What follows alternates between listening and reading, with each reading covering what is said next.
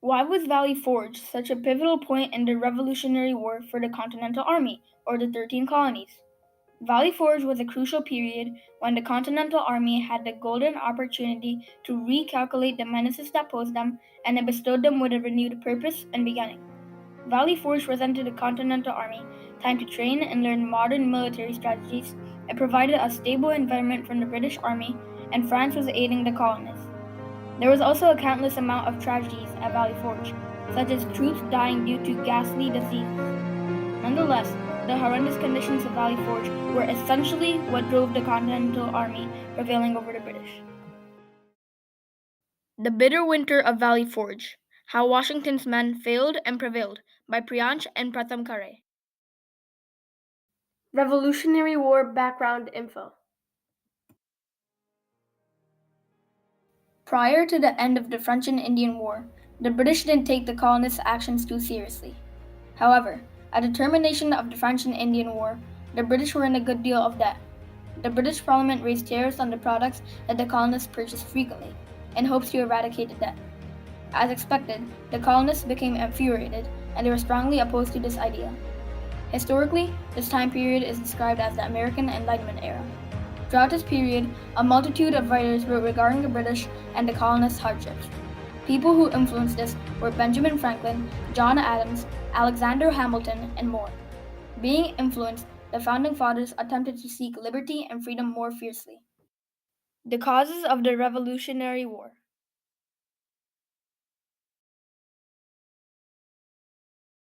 There were plenty of acts enacted by Britain and events that signaled the Revolutionary War. The initial act was the Sugar Act in 1764. This British law charged taxes on sugar and molasses imported by the colonies. Following the Sugar Act, the British immediately passed the Stamp Act in 1765. This British law required certain printed materials, including newspapers in America, to be on papers produced in Britain and stamped with a revenue stamp.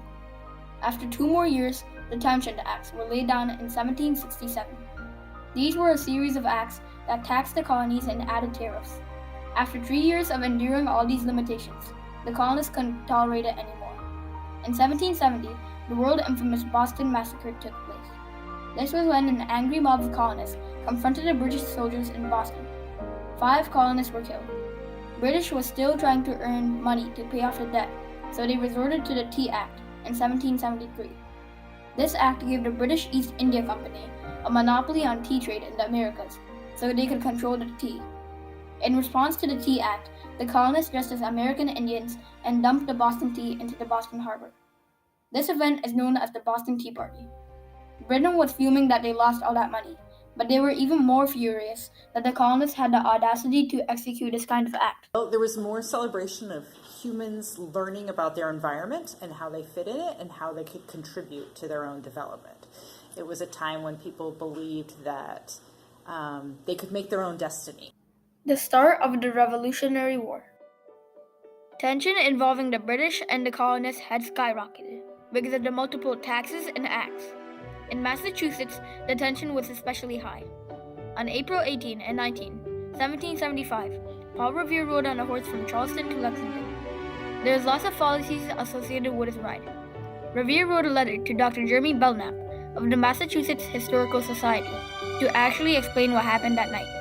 He first gathered with patriots and left signals of British movement by placing lanterns in the Old North Church. Then he left Boston, crossed the Charles River, and took a horse to start riding it to Lexington. He did this to warn the people that the British were on their way.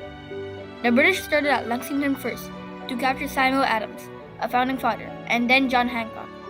He did this to warn the people that the British were on their way after Lexington had just been fought at. After that, the British then marched to Concord, because they had the intention to seize gunpowder and weapons. This commenced the Revolutionary War. Between the start of the Revolutionary War and Valley Forge. Minutemen, people who were ready to fight at a minute's notice, crossed paths with the British and they fought at Lexington. The local militias helped the Minutemen, and they were helpful because at that time America didn't have a set army because it was not an independent nation. The British were very weak, but they still emerged victorious. In Concord, the British met more Minutemen, and this time they were forced to succumb. On June 17, 1775, the Battle of Bunker Hill took place. The British won, but the colonists inflicted serious damage. In January, a famous writer named Thomas Paine wrote a book called Common Sense. This was to persuade people that joining the Continental Army was a good option. On July 4, 1776, the Declaration of Independence was adopted. Washington and his men crossed the Delaware River to surprise attack the Hessians on December 25, 1776, in Trenton, New Jersey. The Hessians were Germans hired by the British to help weaken the Continental Army. During 1777, George Washington and his team had to go through major defeats against the British at Brandywine and Germantown, both in Pennsylvania. This meant that the soldiers were unfit to fight. Philadelphia was at British administration at the time. The British were expected to win, and they were ready to do so. The tragedies of Valley Forge. The winter of 1777 to 1778 was quite troublesome for the Continental Army, and out of the 11,000 to 12,000 soldiers stationed at Valley Forge, a majority died to disease. The troops were stationed at Valley Forge principally because it happened to be a natural fortress, they were a comfortable distance away from the British, and they had limited other resorts. They could also keep an eye on the British, and they could get food from the countryside. They died to smallpox, typhoid, pneumonia, and dysentery. Alexander Scammell, an officer during the time, said to Timothy Pickering, "A number of our men, indeed all who have not had smallpox, are and soon will be under inoculation." Washington's effort to eliminate smallpox through inoculation was crucial. About 1/3 of the soldiers walked barefoot, making 3,000 men ill-equipped to fight. Washington said, "I dare say the men would fight very well, although they are an exceeding dirty and nasty people."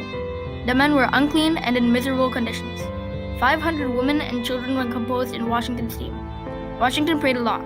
Albertus Waldo, a soldier during the time, wrote a famous journal with his experiences and feelings that winter.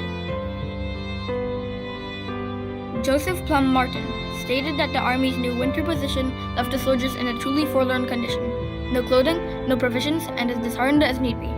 Washington was so disheartened, he wrote a letter about this to every state legislature, except for Georgia, on December 29, 1777. In this letter, he made it clear that this was urgent, the description of his troops, and the consequences if they didn't help. By this time, Washington had appointed General Nathanael Greene, Marquis de Lafayette, and von Steuben. Lafayette had written, "The unfortunate soldiers were in want of everything. They had neither coats, nor hats, nor shirts, nor shoes. Their feet and their legs froze until they were black, and it was often necessary to amputate them." Greene got food, Lafayette helped foreign soldiers, and Steuben helped train the soldiers. Held together by Washington's unity, the Continental Army persevered, but almost 2,000 soldiers were dead at the end. The early part of the war was that the American colonies were not very well prepared to put an army into the field. Triumphs of Valley Forge. Washington's troops left Valley Forge on June 19, 1778, and they seemed very disciplined. They got a heroic victory at the Battle of Monmouth. The Battle of Saratoga was a major turning point and turned the tide of the war towards the Continental Army. The British had tried to gain control of the Hudson River Valley, but failed. In early 1778, the Franco-American alliance had formed, and they provided lots of gunpowder and military help. The British became frustrated because everything was going bad, and the Continental Army was very determined. To bounce back, the British tried to gain loyal support from southern states like South Carolina. The intimidation of the French naval army attacking kept the British tormented. In October 1781, the war was essentially over at the Battle of Yorktown, Virginia. General Cornwallis was compelled to surrender. In 1783, the Treaty of Paris made it official that America was independent of British rule. The American Revolution began in the North, but it worked its way to the southern states because the British were not having any real success in the North. So they thought they would try the South. Valley Forge was not only a turning point in the Revolutionary War, but in the entirety of American history and the history of British rule. Ultimately, Valley Forge and the Revolutionary War were significant because they fought for the colonists' rights and abilities, created an entirely new country, and has influenced the way many people think, and more. Valley Forge and the Revolutionary War had lots of melancholic emotions because there were a lot of casualties. There was an extreme amount of casualties. If the British won the war, then most likely America would be ruled by the British, all of the leaders would be executed, and we would not have freedom. In conclusion, Valley Forge was a moment in history influencing a lot, and it left a legacy on the world that cannot be forgotten in history.